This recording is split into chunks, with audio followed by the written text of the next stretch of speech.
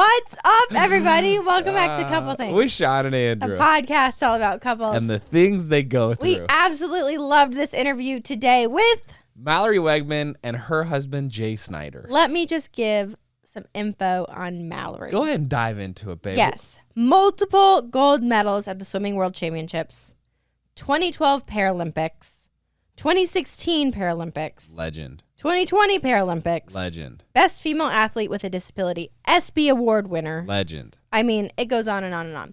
She's amazing. She has the most amazing story. And her perspective on how the world sees her in her actual reality is really, really powerful. So, Shawn mentioned she competed at the Paralympic Games.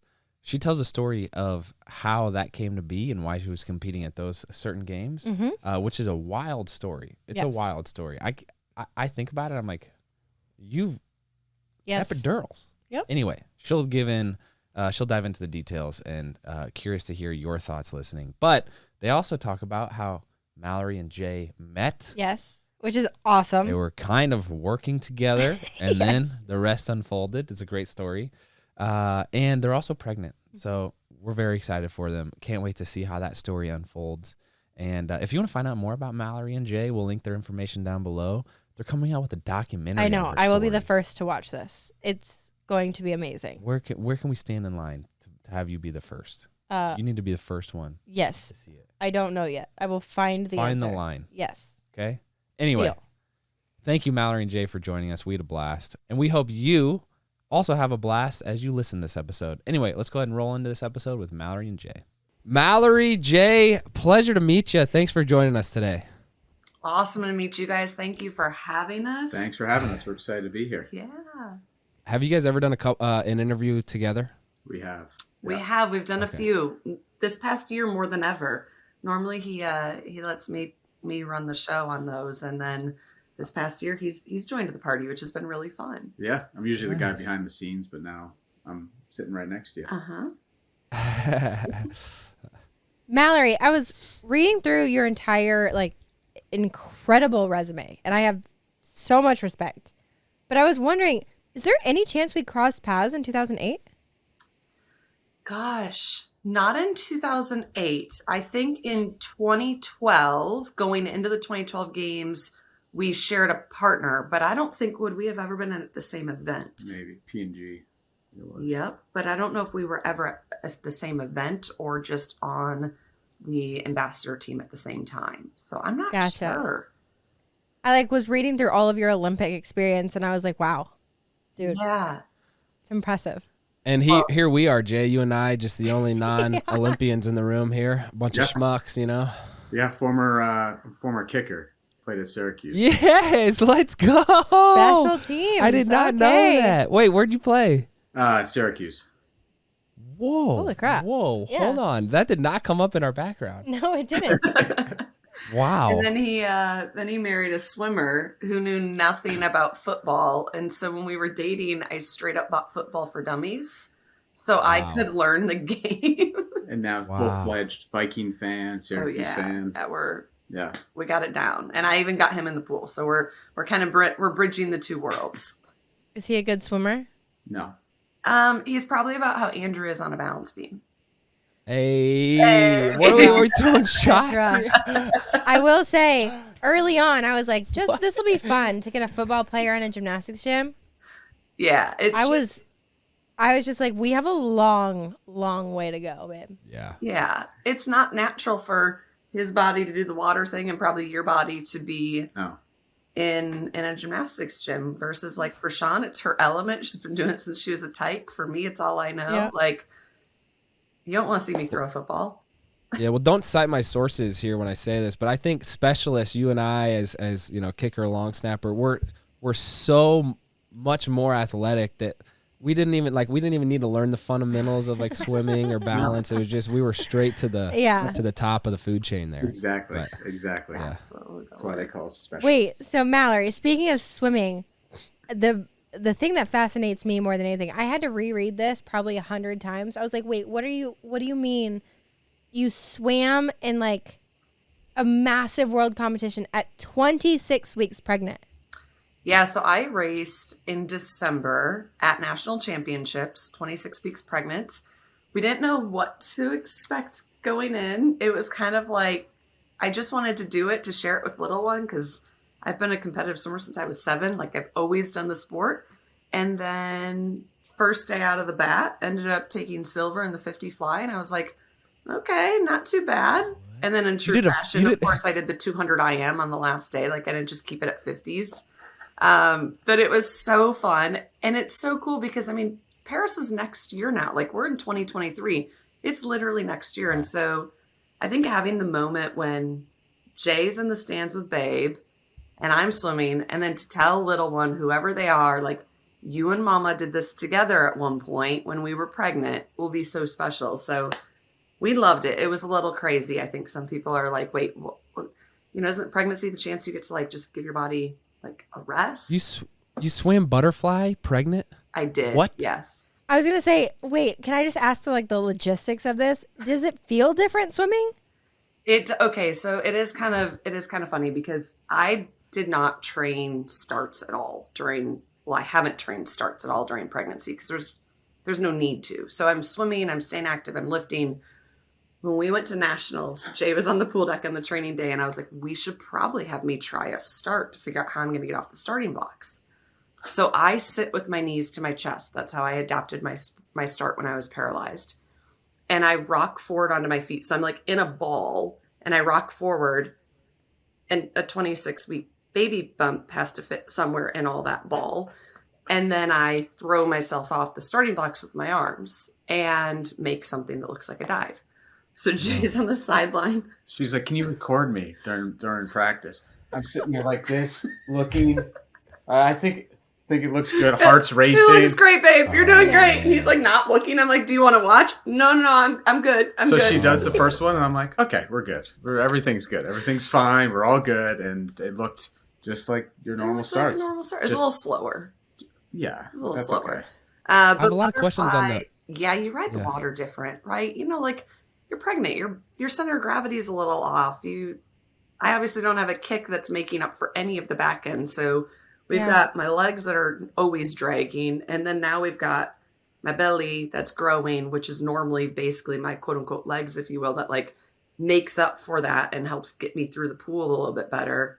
So my body position was a little off. My, let's call it the fast twitch muscles weren't as fast twitch as they normally are, but we were moving. But still, the fact that you were swimming at all and you got a silver, I was like, I feel like I would sink to the bottom pregnant. I distinctly remember trying to swim once when I was pregnant and I couldn't do it. Like I felt like I was literally like doggy paddling. Try to do the butterfly next time. Think about that. I don't know how to do the butterfly, period. I mean, the physics are pretty interesting though, because on the negative side of things, you have increased drag, as you were talking about, but then you have increased buoyancy, which probably helps. I mean, it's like I wonder which outweighs which. I don't know. I would love to hear how you two met. How we met. Do you want to? You can go ahead. You can start, and then I'll chime in. You want to let me start this one? Yeah, let's go. All right.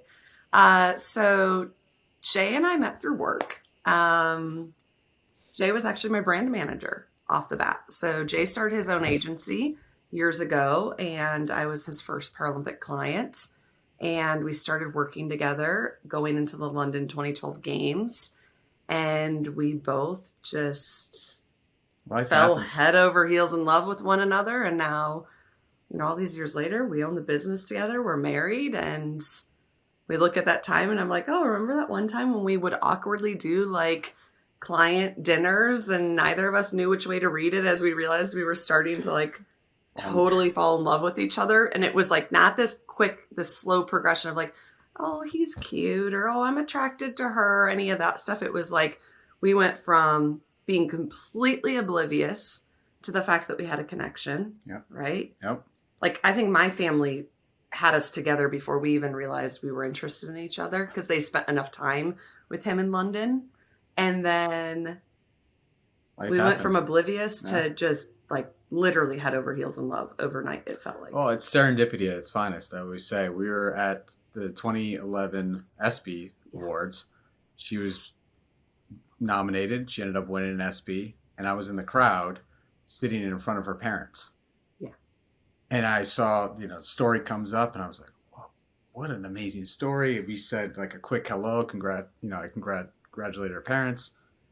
We never met. Fast forward a week later, we're at an event in New York. There she is, wheeling up on stage. It's like, who is this? And next thing you know, we start talking, start working together.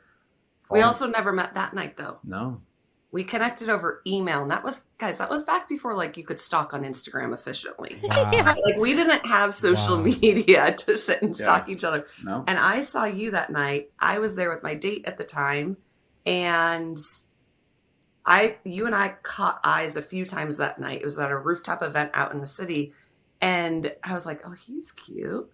And long and short, I was looking for representation at the time. We ended up getting connected on email. We're emailing. I had no idea who Jay Snyder was, what he looked like, nothing about him. My dad met him first. I signed on as a client, and the whole story ends up with, in like October or November now, he ends up in Minnesota for our first meeting. And my dad's like, "Why don't we meet at the pool? Mal will be practicing. We can go get lunch after." I'm in the middle of my workout, and Jay comes in, and my dad's like, "Jay, so good to see you." So I'm at the wall and lift my goggles up. And I literally said, "Oh shit, it's the hot guy from New York." Oh my I gosh. was like, no, this cannot be happening right now. And here we are, And 11 years later. Now we're here. Yeah. Wait, but Jay knew all along that it was you. You were the only one who didn't make the connection yet. Yes. So Jay, in like full transparency, was there any like subconscious, I want to like represent her, assign her just because I want to get to know her?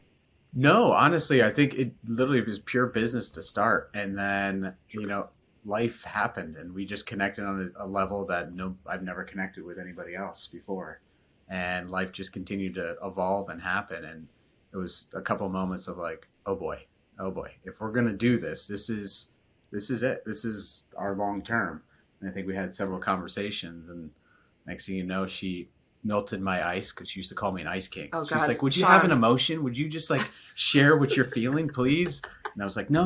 Like I'm holding it close to the chest, and next thing you know, like the iceberg's melted and flowing everywhere now. Oh gosh, that's why it's so funny. I laugh like when you ask that question, because so many people are like, "So hang on a second, you knew who she was, but she didn't know who you were." And I'm like, nope, I can totally vouch for it. It was all work, because that version of Jay was like so singular focused on business. Yeah. He had you had connection to your personal emotions. I'm not going to be that harsh, but you were very guarded. Yes. Very guarded. Yeah. Did that confuse the business relationship once you guys got past that point? It's interesting. So we chose to keep our relationship private until we got engaged. Yeah. So we dated just family, friends. A few close colleagues knew, but it was kind of the unspoken. We just didn't lead with it, which was really special if you think about it, right? There was no pressure of like being on social or what were we. Anytime we were together or doing stuff, it was just us. It wasn't anybody from the outside world in it. And for us, for working together, I think since we worked together previously, it wasn't weird to work together now that we were dating. And even now through marriage, we own the business together. And so when we looped production into TFA Group, that became the moment where we merged the business and we both became co-owners. So we worked together, not just still on my brand capacity, because you are still technically my brand manager. But we work together as well on the production side. And so it's been really unique because it's all we know. Like that's how we fell in love. And so it's just grown with us. And it's funny, when we got engaged and shared publicly, a lot of our work colleagues were like, finally. Okay. Like we knew this all along. Like, this is great. We're excited. We had one person who was like, really? I had no idea. And I was like, yeah, I feel like that might be a little bit of a reflection of your awareness right now. Yeah. That's a you issue, not us. Yeah. That's fun because I feel like there's a lot of similar events that were pivotal in your relationships as with ours. 2012 Olympics is kind of how Shawn and I met too, and then the ESPYs were special. But Mallory, if you don't mind sharing about your incident, because I was listening to your TED Talk and I was blown away at the I read initially routine medical procedure, but then when I heard what it was, I was like, wow, really? I mean, those are very routine. So if you wouldn't mind sharing a little bit about what happened in January 2008. Yeah, it's interesting because we're now at 15 years, right? Like every year we celebrate the anniversary of my paralysis. And this year celebrating 15 years while being pregnant with our first kiddo, settled in our home. There were so many different emotions for it because, I was 18 years old. I walked in, I was getting an epidural injection for back pain. It was my third and supposed to be kind of my final one of the series. There really wasn't a lot of thought that went into that this could go any different than how it had, where I go in the morning, I leave in the afternoon, I'm back at class the next day. And obviously, as the story goes, that is not how it went. I was, due to complications, literally paralyzed on impact during the epidural. And that's it's a tough thing at 8. I mean, it's a tough thing at any age, but it was 2 months before my 19th birthday. Like I was just a kid figuring out what life meant. I mean, and this year when we celebrated, it was so interesting because it's like there was no version of me, obviously, when it happened, but even in the few years following that saw this as what my life would be, right? Like I had no idea I'd go on to become a 3-time Paralympian. There was no scope of understanding that was even something that was possible because think about like 2008, we didn't have social the way we have it. We certainly had even less disability representation in society than we have now 15 years later, and we're still fighting for it 15 years later. And so I think there was just such a lack of understanding of what could life with a disability look like because there really wasn't a path forward for what it could look like that was obvious to me. So yeah, it was really interesting, but I think the kind of common denominator that Jay and I always talk about, just as you heard our love for sport was the thing that pulled me through. I mean, I had been a competitive swimmer since I was 7 years old, and I just happened to get back in the water 2.5 months after my injury, not thinking like, oh, I'm going to go to the next Paralympic Games, but thinking I just need a place to go. I mean, you guys probably to some element, it's so ingrained in who you are. You have a hard day, you have a hard season. It's where you want to go. It's where you mentally clear your mind. It's where you process. It's all of those things. And so for me, getting back in the water, the black line was like the thing that connected me to this quote unquote past life, which is how it felt at the time, while also meeting me in the moment that I was at and kind of leading me into something in my future, whatever that something could have been. How did your relationship change with swimming after the incident? Because I feel like when your passion was swimming in a certain context, and then having to almost relearn a sport and it almost being slightly traumatic, how did you balance relearning and finding a passion for a sport that was a part of your life before? Yeah, because your parents were swimmers too, right? My sisters were swimmers. Oh, That's what got us in. So it was very much a family thing, right? So I'm the baby of 3 girls. And, luckily, Shawn, I wasn't like this rock star swimmer before my paralysis. I say that jokingly. My coach will always correct me. He's like, because my current coach was my high school swim coach. So for Rio and Tokyo, now going into Paris, my coach now is who coached me through high school and coached my 2 older sisters. But the funny thing is, people automatically assume like, oh, you went on to have this career after your paralysis. You must have been a rock star prior. I mean, I swam varsity all 4 years. I was captain of the team. I never went to state. I wasn't this nationally ranked swimmer. I wasn't going to, a D1 school on scholarship. Like at the time of my injury, I just graduated high school. 8 months prior, I thought swimming would be something I loved to do recreationally, but I wanted to transfer out of state to KU and study journalism. So I was like, I don't know that I want to walk on. I want to study abroad, So long and short, like when I got back in the water, for me, there was almost this freedom to just explore with the pool again and like have fun being curious. There were things that were challenging. They brought me in the pool for pool therapy when I was in the hospital. And that was super traumatic because it was so different. I mean, they wheeled me in a wheelchair. I was in this warm therapy pool with PTs. It was the first time I realized I couldn't feel the water on my legs, and that like flipped me out. And at that point, I said, I'm never going back to the water because I don't want to replace this place that was like my sanctuary and safe haven with all these negative emotions. And then the 2008 Beijing Paralympic trials happened in Minnesota at the University of Minnesota. We saw it in the newspaper. I went as a spectator. Next thing I knew, 2 days later, I was back at the U of M and thinking about like, maybe if I'm in a pool with a black line, like a true pool, it's different. And it was, I mean, yeah, it was a learning curve. Everything was different. But at the same time, the fundamentals were the same. That black line is the same black line that trails every pool, no matter where in the world you go or what in the world you're going through. And there was so much comfort in the idea that not everything in my life had shifted. There was something I could go to that was still the same constant. What year did you two meet?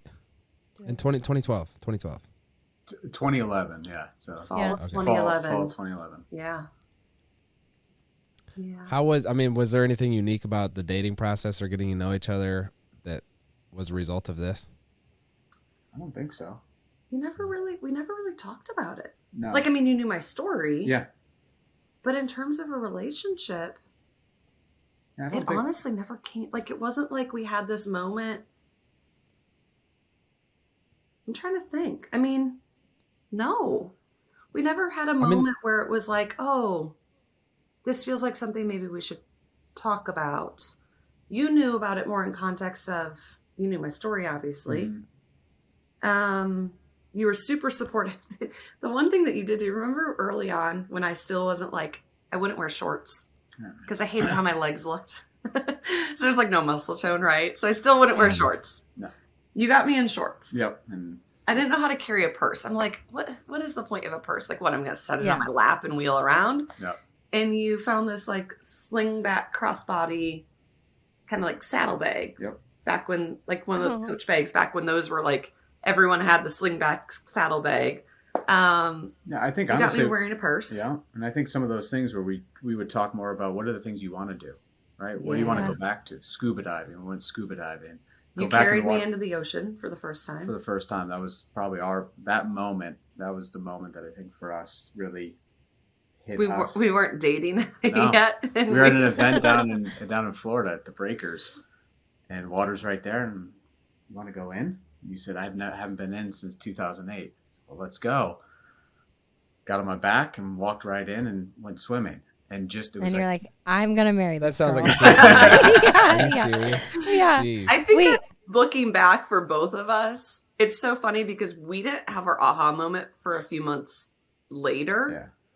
I don't know, guys, I don't know how we didn't know. Like, we are oblivious because we had those moments and we were just like laughing and having a ball on our work trip, the two of us down on the beach, like just completely oblivious to what was going on in front of us. The sponsor of today's show is Athletic Greens, a brand we quite literally use every single day. I feel like between family gatherings, the kids being in school, and traveling, there are a million ways to get sick these days. I agree, and that's why Athletic Greens has been a part of our morning routine for several years now.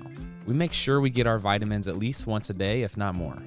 And I love adding it to a smoothie or just drinking it with water first thing in the morning. It makes me feel better prioritizing my health as soon as I wake up. So check this out. The best part is that with just one scoop of AG1, you get 75 high-quality vitamins, minerals, whole food source superfoods, probiotics, and adaptogens for the day. That's right. Plus, it costs you less than $3 a day, which is cheaper than buying all the supplements yourself.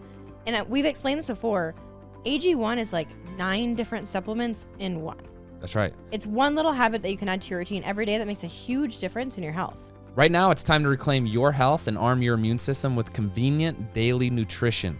It's just one scoop in a cup of water every day, and that's it. There's no need for a million different pills. To make it easy, Athletic Greens is going to give you a free 1-year supply of immune-supporting vitamin D and 5 free travel packs with your first purchase. All you have to do is visit athleticgreens.com/EastFam. Again, that's athleticgreens.com/EastFam to take ownership over your health and pick up the ultimate daily nutritional insurance. Let's get back to it. So, kind of a hard question, and I don't know how to like navigate this, but we've interviewed before. We have other friends that we talk to a lot who are kind of like in a similar situation, just inner disabled. or interabled. Interabled is what they use, which I love. And we've talked a lot with them about this, lack of a better word, horrible stigma that this world decides to like put on interabled relationships and couples. And they're like, well, this can't be true. Like, people look at it from the outside perspective of, oh, there must be something there that, whatever it might be. It's the comments, and they're horrible that people try to draw these conclusions to. But within your relationship, what have you guys had to navigate in kind of putting off the naysayers and being like, look, we're no different than anybody else. This is actually true love. Why do you think this world has this perspective and stigma? And then how have you guys navigated it? Oh gosh, I wish I had the answer for why. I think there's an element of, when we talk about it's hard to become what you don't see, it's also hard to conceptualize what you don't see, right? So if there's a lack of representation of a very, very large demographic of our society, 15% worldwide is our disability population.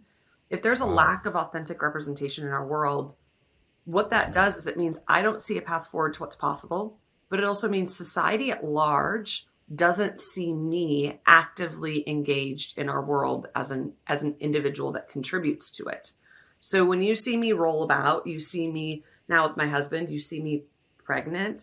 I mean, Shawn, the amount of things since just being pregnant that come our way, because I'm a woman in a wheelchair who's pregnant, and obviously what type of mother could I be? I mean, people actually say that stuff, and you're like, it's jarring, but then there's also this realization where there is almost now like this responsibility where the more we can be vocal, the more we can be out, the more we can show that this is actually normal, and this is a part of the way our world works. And I think part of it is people don't see it. And so when they do see it, it's weird to them and they don't understand it, because we don't have rom-coms that have interabled relationships as the stars of the rom-com. We don't see that growing up. We don't turn on our TV and watch the storyline of our favorite scripted show that's showcasing something that represents disability or a love story like ours. But I would say our biggest thing that we've had to navigate is this society. We say it all the time. Yeah. No, I mean, the stairs, the going through the airport holding hands, and you could just feel the stairs. And now even more so as you're wheeling about 7 months pregnant. And just seeing it, it does get tough at times, where it's just, why can't it be normal? Why can't we just do this without comments going to the grocery store, worrying about Mallory's getting a yogurt, somebody's going to say some asinine comment to her and it's going to change the day because of one person's ignorance and unconscious bias. It's a struggle. We literally talk about it every day. Well, and there's this perception we face, and I've had people say it directly to me, sadly, where they think Jay, and he is in his own way, but not for this reason, is this saint because he sacrificed his future to be with me. Mm-hmm. And it's this mind-blowing idea where it's like, literally you just see the four wheels and you assume then all the stigmas and misconceptions that go with disability are true, which generally they're not at all. And you basically make this assumption that not only can I not contribute to society, but I'm just a burden for the people in my life who love me. And it's so weird. And I think that part of this conversation, though, is when we started going through our infertility journey and we went through IVF, for years, everybody's assumed that I won't be able to have children because I'm in a wheelchair. And then once I got past that barrier, it was Did you assume that? He didn't, no. No. Spoiler. Did you, Mallory? Was there any part of you where there was like, this isn't going to happen? Early on, it was the question I was afraid to ask. Yeah. Like the first 4 or 5 years after my injury, I just didn't ask because I didn't want to know. And I was 20, early on. I wasn't at that place. I wasn't sure. And that was tough, but then it was also made harder by, in that period of time, it was 14 months after my paralysis, and I was away at college, and I was in line at Target, and I had a woman look at me as I was playing peekaboo with her daughter in the shopping cart, and she said, "I'm so sorry." And I said, "Why?" And she said that you won't be able to have children of your own someday. And I already at least had the wherewithal to know, I don't want to know the answer, but there's a lot of ways you can have a family. And I just said, yeah, but there's a lot of ways that you can build a family. And she said, but no, sweetie, what type of mother could you really be? What? And it was the first time that I just got blindsided by the complete and utter ignorance that is in our world. And I was like, oh, so it's not just can I physically have, get pregnant, carry a pregnancy, and deliver a child. The added layer that exists is this unconscious bias that I, as a woman, because women are the nurturers, and because I'm disabled and individuals with disabilities can't nurture themselves, so obviously they can't nurture other people, therefore go on down the line, how could I be a mother? And it was mind-blowing. And that was something we talked a lot about when we were dating and when we ultimately got engaged. And the reality is Jay had his own journey with the idea of having children. Yeah. So fast forward, you talk about that ice and how that ice melted. Nobody outside of my parents and family knew that there was a high likelihood that I was infertile due to some stuff growing up as a kid. And I lived with that and I held that on because I think that's the ice that was forming over time. And I never, ever shared that with anybody until Mallory came into my life.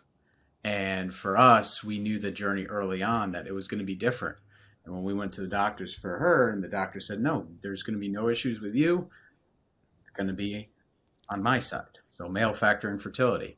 And I would have for years people coming up to me and say, I'm so sorry, you guys can't have kids. Just random strangers. And I'm sitting here going, you have no idea. Like, this has nothing to do with my wife. This has everything to do with me. And so fast forward to our start of our IVF, I said, I absolutely want to be public.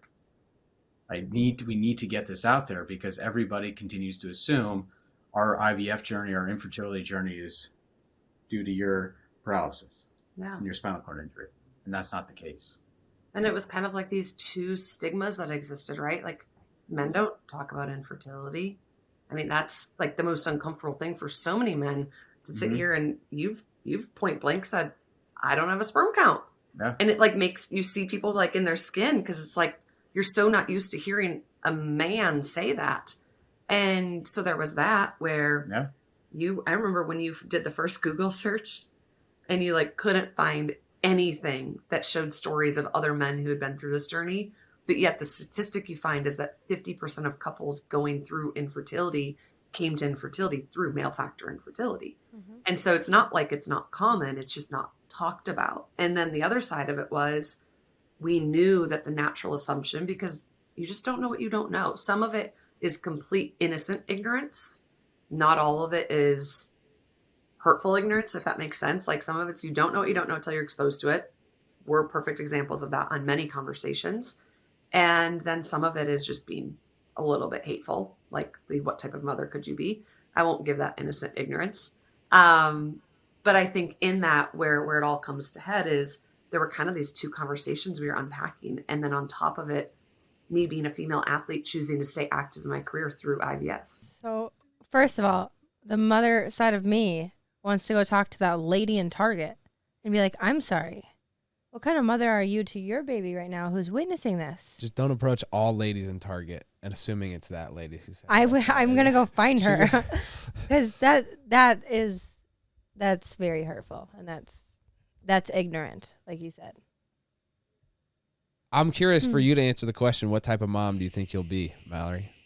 Ooh, I think I'm going to be, at least I hope I'm going to be, a very empathetic mom.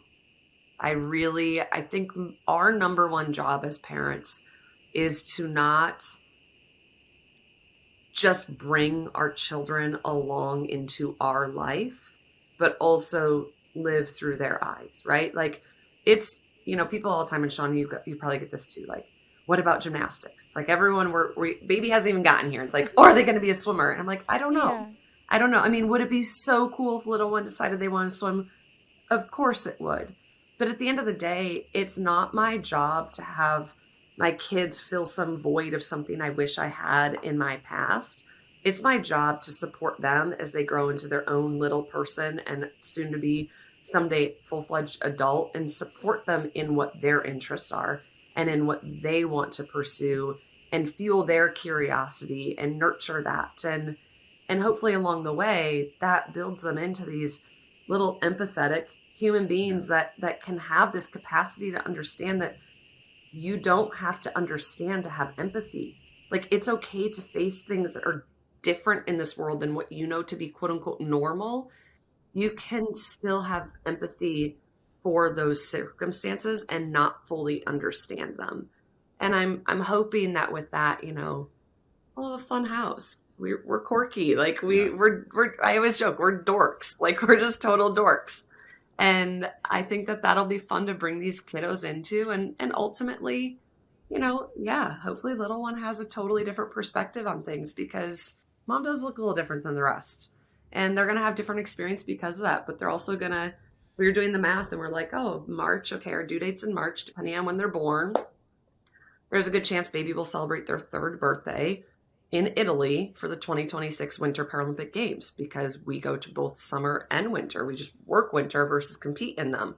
Yeah. So I'm like, yeah, and they're also going to get different experiences like that, which are pretty cool, different experiences to have. You alluded earlier jokingly about the client who couldn't have the awareness to recognize you two potentially, budding a romance there. But I think that term awareness was really interesting. As I was listening to your TED Talk, it struck me, you said multiple times how it's not what happens to you, it's how you respond to what happens to you. And I think that is so profoundly beautiful. Because I'm talking to Mallory here. It's not like when the incident that caused your paralysis happened, Mallory left. Like, you're still the same Mallory. And I think even though like the adversity or whatever circumstances may have amplified, it provided an opportunity for your response and the true like personality characteristics and traits to also be amplified, which is like, it's really kind of cool. And it also applies to this lady in Target who's like, I think just that level of awareness where, hey, we all have these gut reaction instincts, right? And hey, when you find out you're paralyzed, gosh, it's probably fine to have that initial reaction be sadness and grief. Or like when I see someone different than me, I'm going to have a gut instinct of like curiosity or like, oh, interest, or like to say whatever. But how can we take a step back and create like a level of awareness to be like, okay, well, let me inject empathy into this situation, and I don't know. I just think that your story is so cool and such a, I think, epitome of that idea that it's not what happens. Like, you're Mallory, and Mallory responds to winning a silver versus a gold in a similar way that she responds to, getting paralyzed. Like, you're going to handle it and you're going to make the best out of it. So it's great. You know sport enough to compare those two.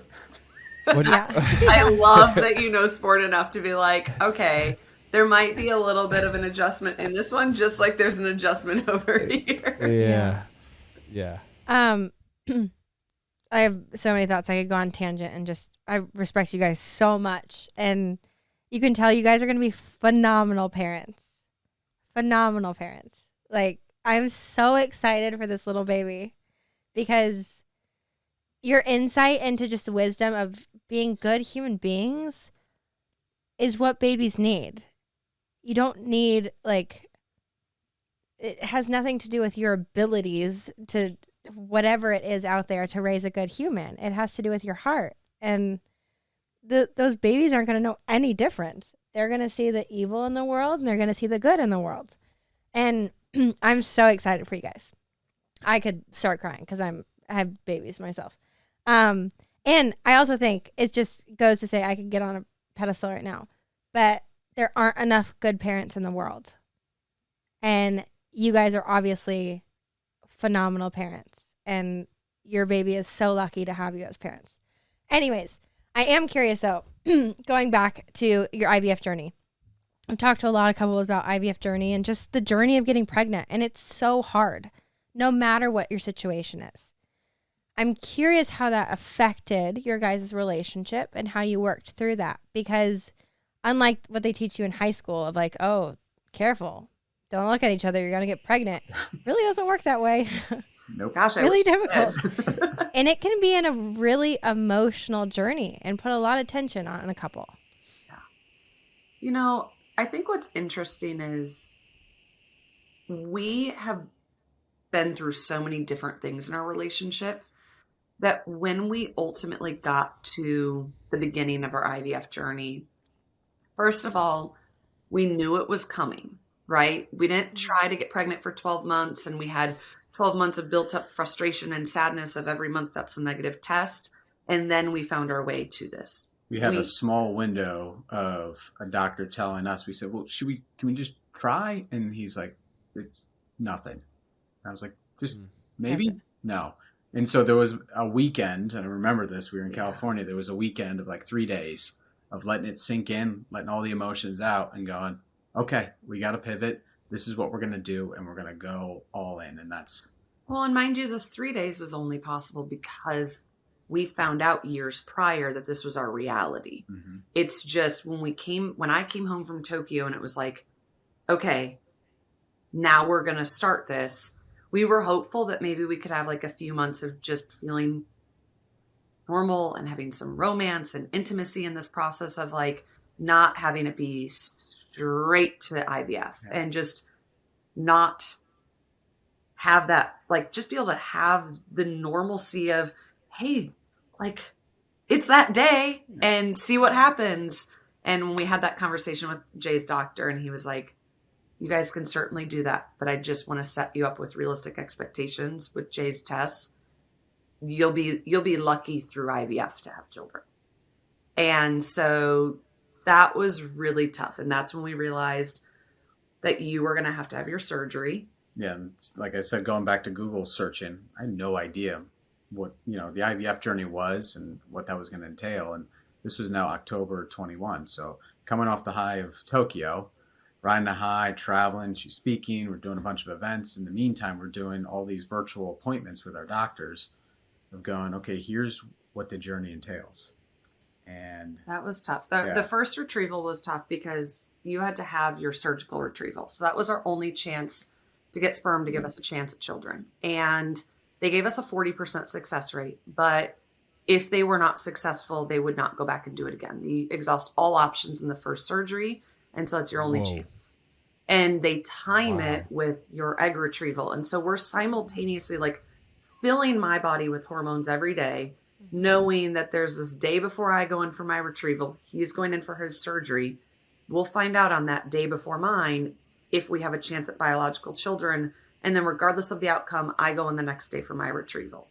And it was just this like high intensity. Like you said, we were traveling. We were in Nashville when I started my stimming. I was on book tour. It's all lined up with your cycle, so you don't really get to like wave a magic 8-ball. And the day hit and my doctor's like, we need you in the clinic tomorrow. We need to do your round of tests. And I was like, I'm in Nashville. So I booked a first flight out in the morning. I flew home. I drove to the clinic. I did the testing. I got in the car. I drove back to the airport, took the next flight out to Nashville.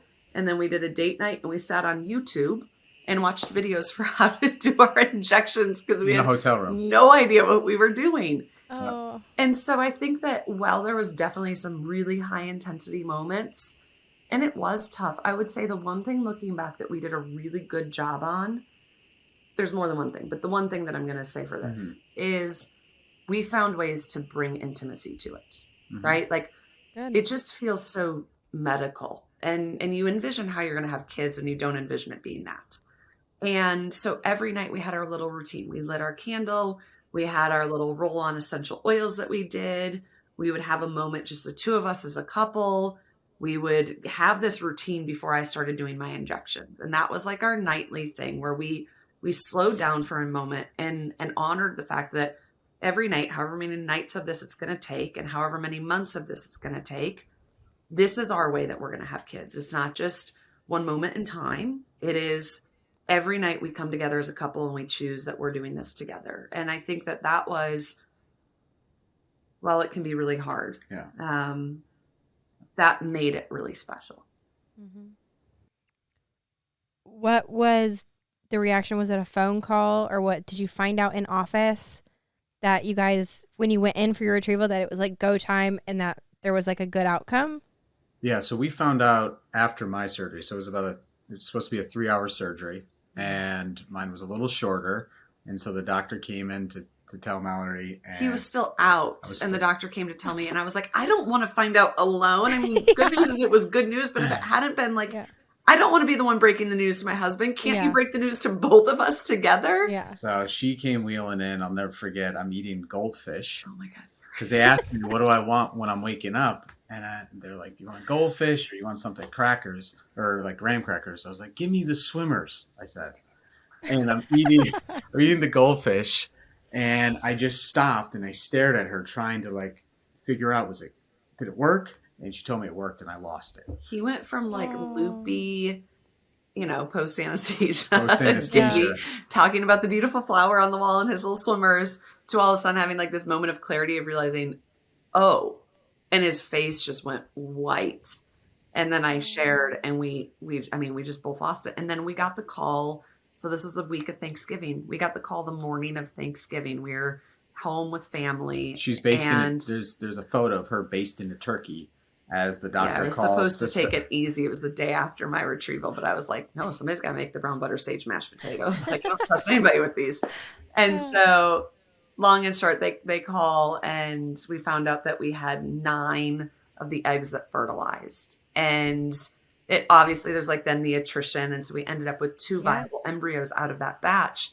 Wow. But we didn't know, even though we were successful, they are a little bit more immature when they're removed in that fashion. And so we didn't know if we'd get fertilized eggs or not. Like that was the whole other barrier we had to get to. So that was really special. Thanksgiving of all days, be able to celebrate like we now, in fact, have a chance at having kids of our own. Oh my gosh. And there's another embryo? So it took both of them to get pregnant with this little one. Oh, gotcha. We lost one in April, which was pretty tough. So unfortunately, that was our last one, which is kind of the ongoing conversation again to infertility. Like, what's that journey like and all of that stuff? I mean, it's a constant simultaneous. Like, well, we're so excited to be pregnant with little one. Time isn't necessarily on our side. So what we did was, before I got pregnant, we froze eggs. We did another cycle to freeze eggs. Mm-hmm. So then he can do another surgery at some point. So there's a high likelihood that we're going to have a 2-month-old kiddo, and he's going to be going back in for a surgery just so we can try to get a couple more embryos just to freeze so we possibly have a chance at another child after Paris. But again, it's so weird because even when you've gone through what he's gone through and it's been successful, it doesn't increase your chance of success the next time, because with time and age, things can also decrease. And so it's kind of this weird bittersweet thing, right? Because like we're so excited about little one, but we don't just get to enjoy little one, because if we wait till we're ready for a second child, our door will basically almost guaranteed be closed. And so we kind of have to live in both at the same time, which is when it's hard. You get good at, I suppose, when you go through hard stuff, right? Like Andrew, you're talking about, the adversity. I mean, it's just, we all have hard stuff in life, and you just learn how to simultaneously hold both and know that 2 things can be true at once. Yeah. What I was going to say was it's tough, on the female side, there's hormones, there's shots, there's things potentially that can assist. On the male side, there's nothing. And I wish that could change, and I hope maybe down the road that could change. But you're kind of just a sitting duck to go, well, I'm 40 now. I'm just going to keep getting older. There's nothing, there's no vitamins, there's nothing that could help our chances other than... You either have it or you don't. Correct. Yeah. And you had known for a while that there was a chance you're going to be infertile? So at the age of 13, I had a surgery. And the doctor came out after and just said, I want to let you know, my mom and dad are there, that there's a high likelihood that you'll be infertile as an adult. This is a 13-year-old. What does that even mean? Right? Yeah. You just remember that, and that you hold on to that, and you do a little research. There's nothing out there. You just always have that in the back of your mind. And then you see in society what men are supposed to bring to the table. And you're like, well, I've been told I can't. What does this even mean? And I'd always hold that close. And I remember when we started dating, like I said, you were the first person that I shared with. Yeah. The first relationship, nobody else knew. And you just looked at me and said, okay, we'll figure it out. Yeah. We got this. Whatever that looks like, whatever form of creating a family, whatever we have to do, we'll figure it out. Yeah. And that's what we've done. Was there a certain moment where you fully realized like the implications of that? Because you said at 13 you couldn't really comprehend it, but was there one moment where it was like, okay, yeah, I think, what was it, 2017? When we got the actual first test results. So we started kind of going through some testing. They do this semen analysis test, and like, okay, let's just see. Maybe things change. Maybe the doctor was just, he didn't know what he was talking about. So you go and do the test, and then, of course, you get the email notification. You have a test result. And we're on a flight in Salt Lake City, boarding the plane. I'm like, oh, I guess we're going to check. So you log in the portal, and you check, and you're reading, and you're looking, and it's just zeros. You're just, they didn't fill the form out, right? No, this is not the form. And it just sunk in. Meanwhile, you have families boarding the plane. And in Salt Lake City, everybody has a kid when they're getting on that plane. Everybody's crying. And you're sitting there and you're just stone-faced. I think that was the first time we obviously both did, but even like I remember it when we found out, you saying like, because you didn't know, you never like went through additional testing afterwards. There was just this conversation. Yeah. And I think that was really the first time where it was like, oh, no, this is, because prior to that, you know, it's all hypothetical. Like if you haven't found, you know, even for me on my side, like you haven't found the person you want to spend your life with, you say like, oh, I think kids are in my future, but what does that look like in actuality until you find the person you want to do this thing called create a family with? Yeah. And, that was a really weird day. We literally boarded like 2 minutes later, and we pre-board because it's the easiest way for me to get on planes. We were the first ones on the plane. We were in like the second row, and we watched every person board, and it felt like that day every single person on that plane had a kid with them. And I just remember us both just sitting like numb in our seats, feeling the weight of it all.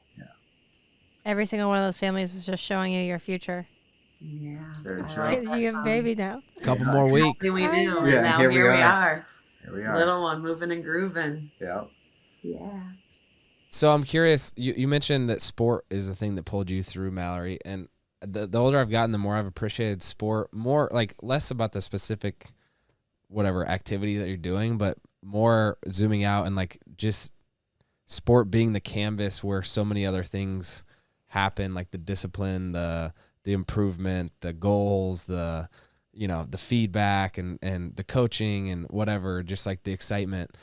I'm curious, Jay, so you kind of are really deep in the sport world. I know you help produce some sport related film. What is your like being in that world and telling stories about that? What's your perspective on sport, and why is it so exciting to you? Sport's been a part of my life since I was a kid. Growing up playing hockey, baseball, soccer, and then going on to walk on at Syracuse. There's just something about it, as you were mentioning, about the elements, the life skills that you learn through sport, and some of those leadership components, the teamwork components, the feedback, but the ability that sport is a common language, right? It's a global language that people can connect with. And through the Paralympic movement, from the onset when I was exposed in 2011 to now, just seeing the impact through that common language of sport, that it can connect and unify and people can understand. And so taking kind of the learnings and my passion for sports and taking the passion for business and marketing and all together, film and media has this way to really transcend and change that perspectives and mindsets. And so when you combine the two, you see the impact. And, I know we're hooked, I'm hooked in kind of the storytelling aspect. And it's pretty powerful. We just actually came back on Monday night. We had a big event down in Dallas, Texas, where we put on an exhibition game of Team USA sled hockey program. So they had the men, the national team, the development team, and 4 women come together for an exhibition game in front of 2,000 individuals. And we broadcasted the event, produced features, and just seeing the impact that it had on those 2,000 individuals, plus whoever tuned in, it's powerful. It's shifting the narrative. Mhm. And we are going to be doing a lot more. And so we've kind of found and I found my why of kind of the history in sports, and between sport and entertainment and media, seeing the impact that we can have. When can we get a documentary on your guys' life?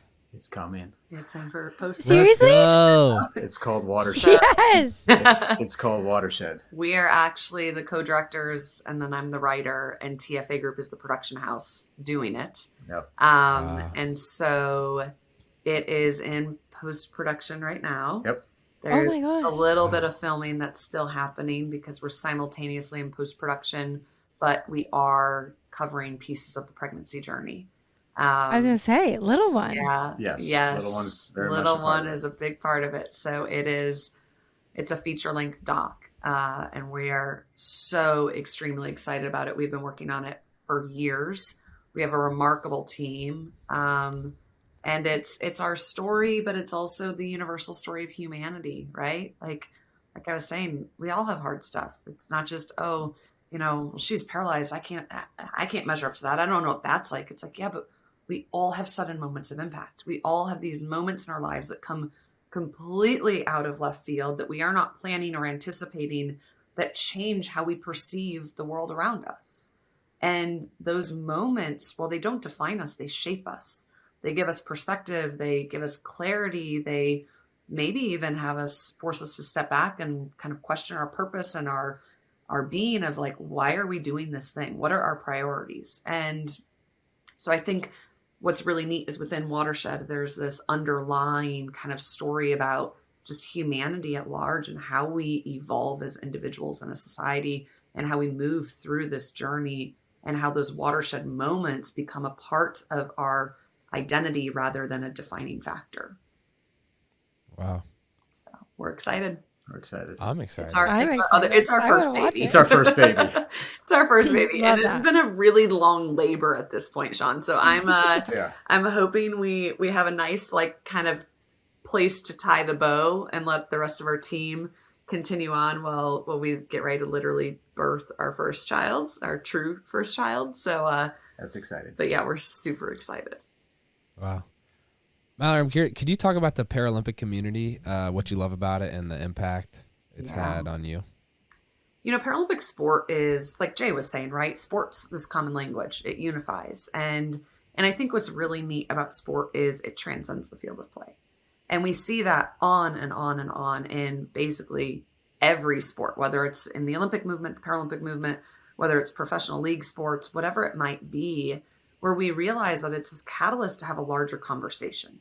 And so when you look at the Paralympics, yes, first and foremost, it's elite athleticism, right? Like we devote years of our lives to this singular moment, just like our Olympic counterparts do. And you have the intensity that comes with that, but you also realize that what you do on the field of play is about something so much bigger than any singular performance.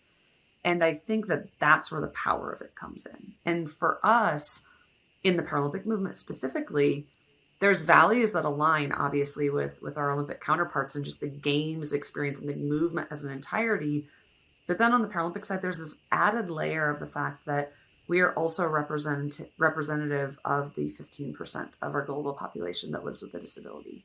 We can have this conversation about disability representation and equity and all of those elements of it as athletes on this field of play. And so I think that when you look at Paralympic sport, for me, that's where I get so excited about it, because it's transcending the field of play and having this much needed conversation, not just domestically in the US, but globally around how we view disability. And I think there's something so powerful, obviously as somebody who's passionate about sport, but utilizing sport as the way to literally flip the narrative on its head. It's like, you watch wheelchair rugby and most of these guys that play wheelchair rugby, they're quads and they are literally crashing into each other. They've coined it as murder ball.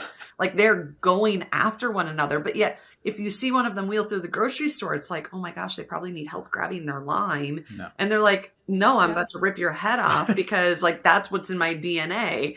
And so it's so funny because there's just this element where it can show versus tell and completely shift the narrative and perception by utilizing the power and entertainment value that sport carries. And I love that about it. And I've loved that from the beginning, because for me personally, it did that. I mean, gosh, being exposed to the movement just a few months after my paralysis is probably the thing that saved my life, to be completely honest. I mean, I was just out of the hospital, went to the University of Minnesota pool, didn't even know the Paralympics existed, looked onto the pool deck that night and realized that there's this whole world out there. And for me, it was just this element of a path forward, whether I ever became a Paralympian or not, of just showcasing what is possible. And I think for so long, society made me feel like living life with a disability was just a consolation prize to the life that could have been, versus a version of life that could have been fuller and better than I ever even imagined possible initially. And so I think that's where it's so neat to see how it's played out. And obviously for me now, it's a big part of me. I'm training for what will hopefully become my 4th Paralympic Games. And, you know, it's a part of the two of us in our personal life, our business. It's also a part of how our child is going to be raised.